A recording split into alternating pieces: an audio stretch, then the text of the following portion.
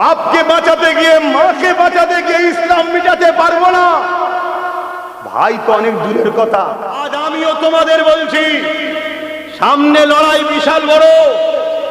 ইচ্ছা থাকলে চলে যেতে পারো, অসুবিধে নাই, কিন্তু ধোকা দিও না। প্রকাশ্য যাও, প্রকাশ্য যাও যে আব্বাস সিদ্দিকী তোমার সাথে নেই।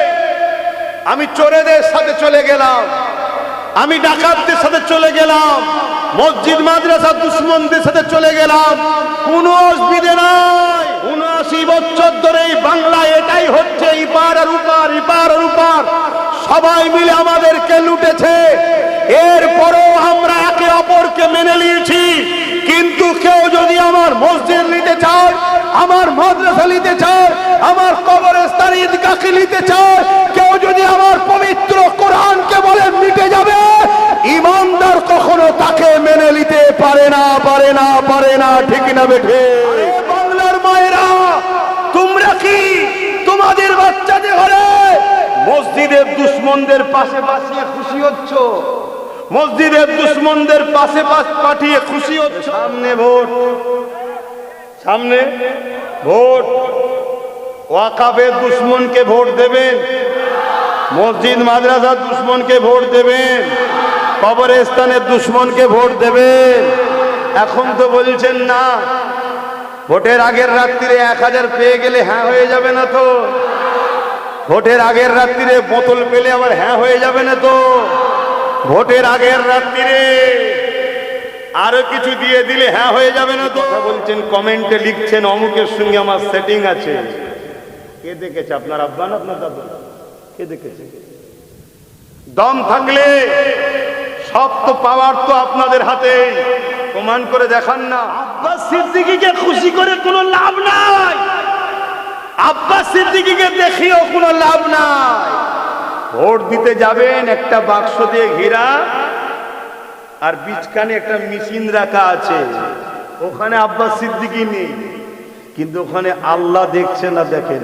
সবাই মন স্থির করে নিয়েছে যে মাদ্রাসা মসজিদ ওয়াকাফের দুশ্মন থেকে সরে যাব।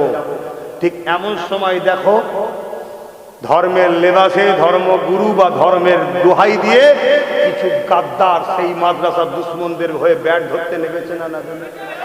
আজকে যারা মসজিদ মাদ্রাসাকে মিটাতে চাইছে, আজকে যারা বলছে কোরআন শেষ হয়ে যাবে, উন্নতি শেষ হবে না, আজকে যারা বলছে দিল্লি চলে যাও আন্দোলন করো, আজকে যারা বলছে কুকুরের বাচ্চাকে মিড ডে মিল দেবো তো মাদ্রাসার বাচ্চাকে দেবো না, আজকে যারা বলছে যে অমুক আমাদের আল্লাহ বলছে না, বলে এদের দলে মুফতি মৌলানা পীরজাদা নাম লিখাবে, এতে অবাক হওয়ার তো কিছু নেই। সামনে দিন আমাদেরও তো বলতে হবে দিল্লি যাও বন্ধু, এখানে না, যাও দিল্লি যাও। কোন মোল্লা মুফতি বক্তা মসজিদ মাদ্রাসার দুশ্মনদের দিকে যদি দাঁড়ায়, তার মানে মনে রাখতে হবে এরা আজকের এজিদদের দালাল। আমার সঙ্গে একমত করা হাত তুলে সাক্ষী দেন, লম্বা করে হাত তুলুন, আমার কথায় একমত আপনারা? আরে বাংলার মায়েরা, তোমরা কি তোমাদের বাচ্চাদের ঘরে মসজিদের দুশ্মনদের পাশে পাঠিয়ে খুশি হচ্ছ? মসজিদের দুশ্মনদের পাশে পাঠিয়ে খুশি হচ্ছ? তোমরাও গর্ব করো যদি তোমাদের বাচ্চারা ওয়াকাফকে বাঁচাচ্ছে, যে তার পক্ষে যদি দাঁড়ায়, তোমাদের গর্ব করা দরকার। মা, যে আমারও বাচ্চা মসজিদের পক্ষে দাঁড়িয়ে আছে। এ যুবক, মন দিয়ে শোনো, রুজি রুটির দরকার আছে, চাকরি বাকরির দরকার আছে। রুজি রুটি তো গেল, চাকরি বাকরি তো গেল, শিক্ষা তো গেল, মর্যাদা গেল, নাগরিকত্ব যাচ্ছে, এর পাশাপাশি তোমার মসজিদ মাদ্রাসা ওয়াকাফটাও চলে যাচ্ছে। আর বাংলার মুসলমান, তোমরা কি সেই মসজিদের দুশ্মনদের পক্ষে দাঁড়িয়ে মসজিদকে মিটাতে চাইছো? আওয়াজ, আওয়াজ, আওয়াজ, মিটাতে চাইছো? তাহলে আজ বলো, যদি কেউ আইন তৈরি করে ক্ষমতার জোরে ওয়াকাফকে মিটিয়ে দেবো, ওয়াকাফকে দখল করে মসজিদ মাদ্রাসা কবরস্থানকে প্লেন করে দিয়ে পুঁজিপতি কর্পোরেটদের হাতে তুলে দেবো, তার বিরুদ্ধে জান মাল লাগিয়ে জীবন দিয়েও লড়াই করার দরকার আছে না? না, হাত তুলে সাক্ষী দিয়ে বলো দরকার আছে না? না।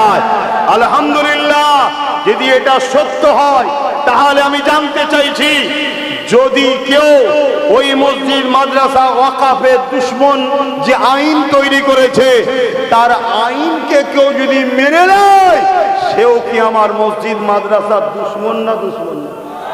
জোরে বলো। এই দুশমনের বিরুদ্ধে আমাদেরকে সংগ্রামের দরকার আছে না না?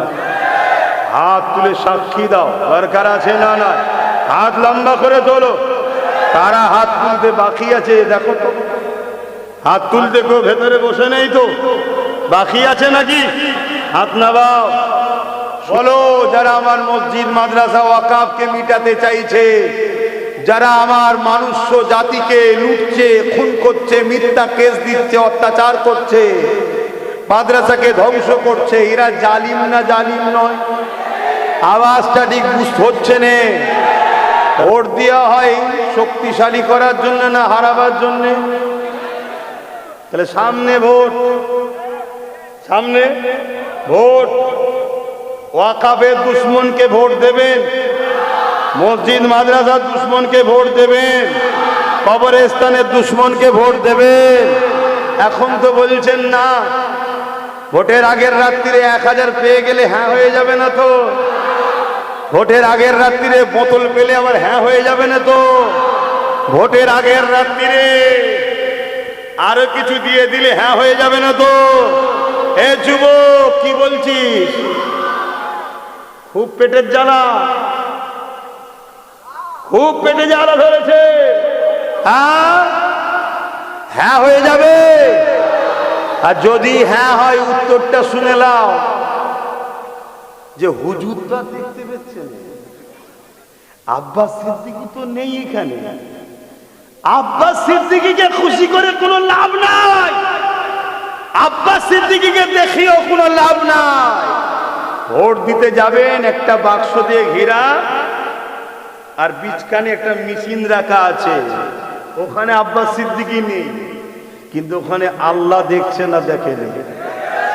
সুইচটা যখন ওয়াকাফের দুশমনকে দেবেন, রাসূলুল্লাহর হাদিস, জালিমকে সাথ দিলে ইসলাম থেকে বেরিয়ে যাবে। কথা বুঝে আসছে? আমার চাকরি নিয়েছে, আমার জমি নিয়েছে, আমার গাড়ি নিয়েছে, আমার বাড়ি নিয়েছে, আমার পদ নিয়েছে, আমার ইজ্জত নিয়েছে, আমার ভাইয়ের খুন নিয়েছে। ৭৯ বছর ধরে এই বাংলায় এটাই হচ্ছে, ইপার আর উপার, ইপার আর উপার সবাই মিলে আমাদেরকে লুটেছে।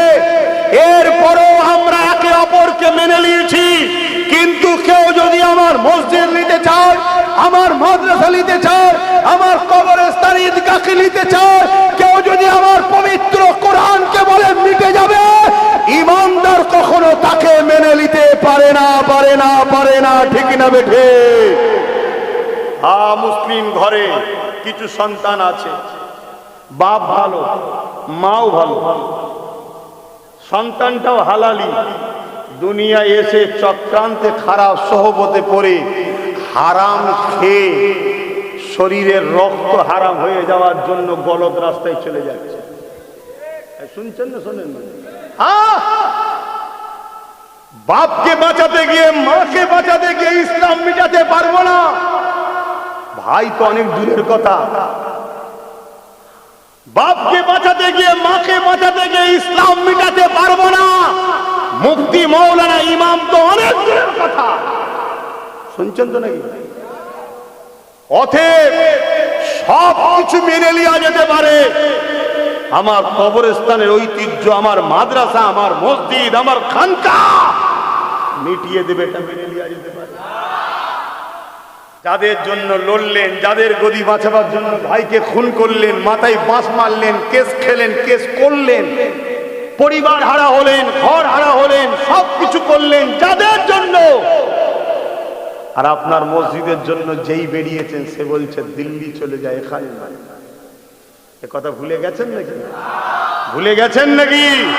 বলে সামনে দিন আমাদেরও তো বলতে হবে, দিল্লি যাও বন্ধু, এখানে না, যাও দিল্লি যাও।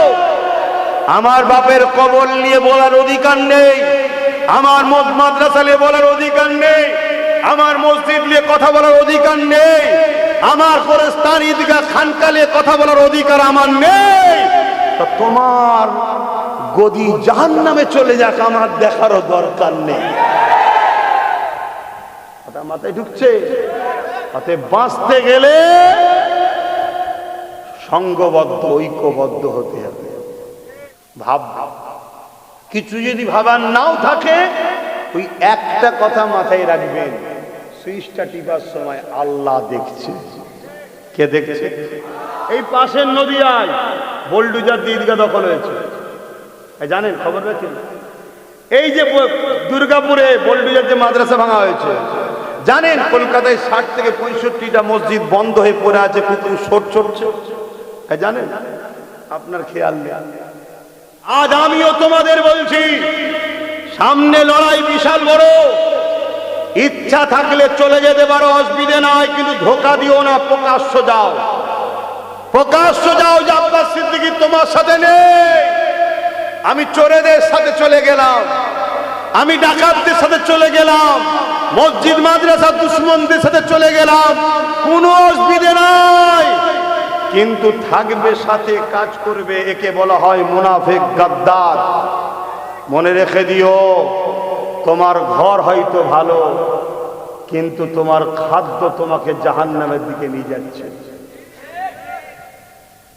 প্রকাশ্য দুশ্মনের থেকেও গাদ্দার মুনাফিকের শাস্তি অনেক বেশি। যতটা ক্ষতি প্রকাশ্য দুশ্মনরা করতে না পারবে, তার থেকে বেশি ক্ষতি তোমার আমার ভেতরে ঢুকে থাকা মুসলিম সুরাতে গাদ্দার গুলো করছে। তার নমুনা বলে দিচ্ছি। সবাই মন স্থির করে নিয়েছে, সবাই মন স্থির করে নিয়েছে যে মাদ্রাসা মসজিদ ওয়াকাফের দুশ্মন থেকে সরে যাব। ঠিক এমন সময় দেখো, ধর্মের লেবাসে ধর্মগুরু বা ধর্মের দোহাই দিয়ে কিছু গাদ্দার সেই মাদ্রাসা দুশ্মনদের হয়ে ব্যাট ধরতে নেমেছে না? আটকে চল। আমি আপনাকে তথ্য দিয়ে প্রমাণ দিচ্ছি।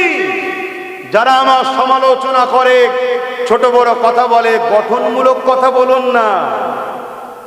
আপনি কথা বলছেন, কমেন্টে লিখছেন অমুকের সঙ্গে আমার সেটিং আছে, কে দেখেছে? আপনার আব্বা না আপনার দাদা? কে দেখেছে? দম থাকলে সব তো পাওয়ার তো আপনাদের হাতে, প্রমাণ করে দেখান না। শুনছেন না শোনেন নে?